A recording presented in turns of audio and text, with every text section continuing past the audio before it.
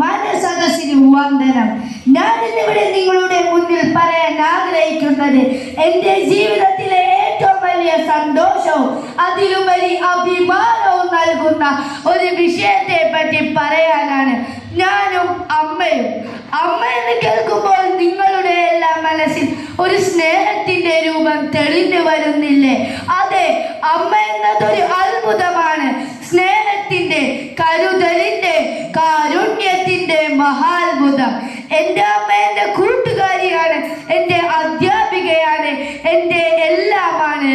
എന്നിലെ കഴിവുകൾ ആദ്യമായി തിരിച്ചറിഞ്ഞതും എൻ്റെ നേട്ടങ്ങളിൽ എന്നേക്കാൾ കൂടുതൽ സന്തോഷിച്ചതും തോൽവികളിൽ തളരാതെ മുന്നോട്ട് പോകാൻ പ്രചോദനമായതും എൻ്റെ അമ്മയാണ്.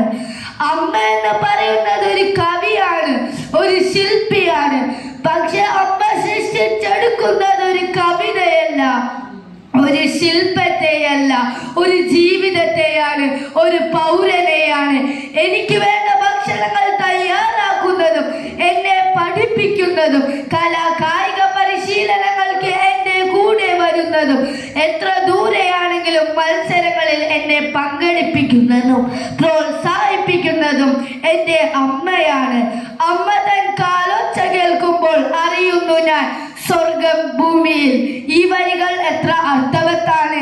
ഞാൻ എൻ്റെ അമ്മയെ കൂടുതൽ മനസ്സിലാക്കിയത് എൻ്റെ അനുജൻ അമ്മയുടെ വയറ്റിലുള്ളപ്പോഴാണ്.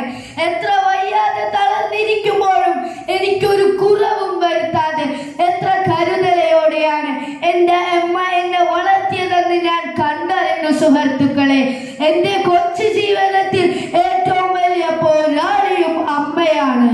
അമ്മയുടെ സ്നേഹം കടൽ പോലെയാണ്, അതിനാഴമോ അതിരോ ഇല്ല. നന്മയും തിന്മയും വേർതിരിച്ച് കാണാൻ പഠിപ്പിച്ചതും എൻ്റെ അമ്മയാണ്. വൈലോപ്പള്ളി ശ്രീധരമേനോന്റെ മാമ്പഴത്തിലും ഇടശ്ശേരി പാടിയ ഭൂതപ്പാട്ടിലും